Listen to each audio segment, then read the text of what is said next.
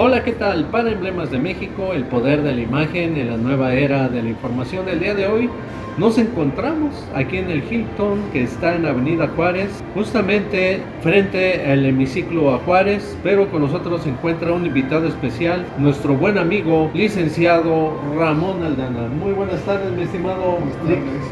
¿Cómo estás al auditorio, sobre todo a ti, Daniel? Gracias. Agradeciéndote que me hayas invitado a participar en una entrevista más que nos enseña que el respeto y la dignidad van de la mano. Muy interesante esto que estás comentando, y vamos a continuar con un tema.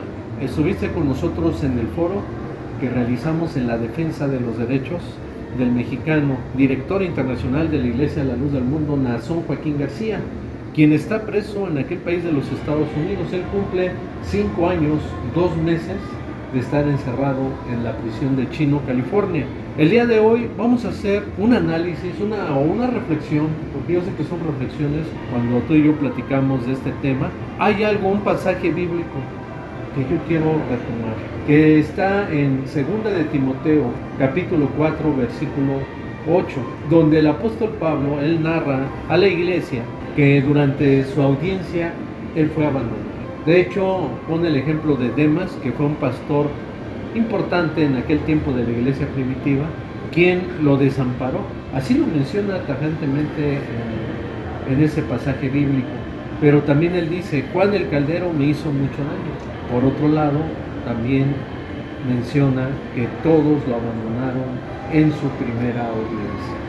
De alguna forma, en un tono de queja, porque así se nota el pasaje bíblico, que lo abandonaron. Y es tristeza que cuando alguien está en una cárcel, en una prisión, dice el dicho que los mejores amigos se conocen en las cárceles y en los hospitales. Yo quisiera señalar que aquellos que abandonan, que aquellos que descuidan a sus amigos, a los hombres con los que han caminado, se han olvidado que hay una fuerza natural que nos enseña que solo abandona el que tiene miedo, el que tiene pavor de que algo pase. En el caso de Joaquín, un hombre dedicado a la Iglesia de la Luz y que hizo de esta iglesia un imperio que generó toda una compulsión dentro de la comunidad cristiana en el mundo, porque creció en forma inexplicable. Sus seguidores lo respetaban, tenía pleno conocimiento. Pero obviamente los latinos tenemos un problema: la envidia. Una envidia natural por el hombre que tiene éxito, porque el pastor es quien lleva las ovejas, pero cuando las ovejas caminan en base a los principios, a lo que dice, a lo que indica, empieza el cuestionamiento: ¿por qué yo no fui elegido? ¿Por qué yo no soy el que debo estar en su lugar? ¿Acaso el Señor no me miró? ¿O acaso Él se impuso? Por eso dirige la Iglesia de la Luz. A través de esto, Joaquín empezó a crecer, pero también los pastores cercanos a él no le eran del todo leales, una lealtad muy a medias, que ahora que cayó en desgracia, no ha habido el respaldo, el apoyo, el amigo, el grupo que esté al pendiente de cómo va su proceso en los Estados Unidos. Y viéndonos dentro de los principios cristianos, hay una máxima que dice: amarás a tu prójimo como a ti mismo. Y el que ama no puede dejar en el olvido o en la cuerda floja aquel que puede ser inocente. Mientras no se muestre lo contrario, existe la presunción de inocencia. Dios siempre ha perdonado, La grandeza de Cristo es el perdón. ¿Y por qué no decirlo? La grandeza del hombre es ayudar al débil, al que tiene posibilidades de demostrar su inocencia, pero la debilidad es mayúscula cuando no se puede defender, cuando no puede caminar. No sé qué opinas de esto, hermano. Todo esto que estás mencionando es cierto. Aparte, ya habíamos mencionado ese texto, ese pasaje, y hablando de esa envidia, yo creo que eso ya se vio en los cielos, porque cuando habla de un querubín de gloria, hablándose de lo que hoy se conoce como el diablo, él codició el lugar de Dios.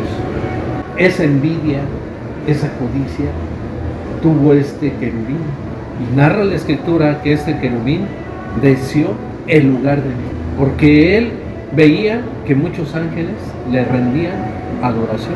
Sin embargo, vemos aquí cómo lamentablemente en la actualidad, como tú bien lo dices, cuando el dirigente de la iglesia estaba en un momento en la cúspide, muchos estaban con él.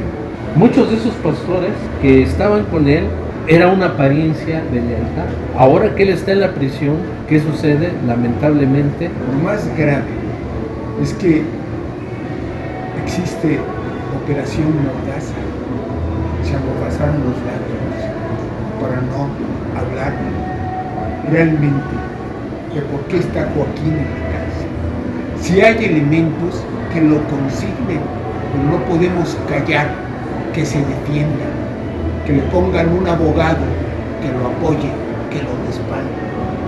Porque Dios va a juzgar por igual al miserable que al bueno. No. Dios va a juzgar de acuerdo al comportamiento que tengamos en la vida. Y este comportamiento los ministros deja mucho que desear, porque han tomado una actitud de silencio para no hablar del caso de Joaquín. Han manejado el púlpito en donde se encuentran para cerrar la luz del mundo a su conformador en el crecimiento. En la luz no puede haber oscuridad, en la luz siempre debe haber esperanza, y esa esperanza se llama Cristo. Y si Cristo perdonó y nos entregó su vida, ¿por qué nosotros no abrimos el corazón para que Joaquín tenga una defensa digna, para que los feligreses puedan apoyarlo y respaldarlo? No cerramos a la sinrazón ese apoyo y ese respaldo a Joaquín. No quiero decir que yo sea un integrante de la Iglesia Luterana, pero ese es mi sentir en una situación tan denigrante para los propios príncipes de esta iglesia, porque el príncipe es aquel que se entrega a defender los principios de dignidad, de respeto, de aplicar la ley. Sin esta aplicación no merecen ser la cúpula de la Iglesia de la Luz. Allá con su pan que se lo coma, allá que su maldad los persiga, porque Joaquín puede morir, pero ellos no irán a la gloria porque no han sabido ser leales a dignificar no a Joaquín, sino a Dios mismo, poniendo una persona que lo auxilie en esta tarea, y si es culpable que lo consignen, pero que no sea con intrigas, con chismes, con mentiras, sino con verdades reales. Yo no juzgo el caso porque no soy un juzgador, solo pido respeto porque el hombre se ha juzgado de acuerdo a una defensa digna y de acuerdo a la ley del hombre. Efectivamente, hay dos tipos de leyes, como la otra ocasión lo mencionaste. Una ley es la de Dios, la divina, y otra justicia es la que aplican los hombres. Y de esa justicia de los hombres, un servidor ha visto tantas inconsistencias, anomalías en el proceso que se le hizo al director de esta comunidad. No fue justo. ¿Por qué razón porque nunca presentaron a las denunciantes y por otro lado no presentaron pruebas. De hecho, ahí tenemos los datos que precisamente este caso se desestimó el 7 de abril de 2020. Pero vayamos más allá. Sí. ¿Qué intereses oscuros pueden estar dentro de un poder económico que no podemos esconder? No podemos cegarnos a una realidad.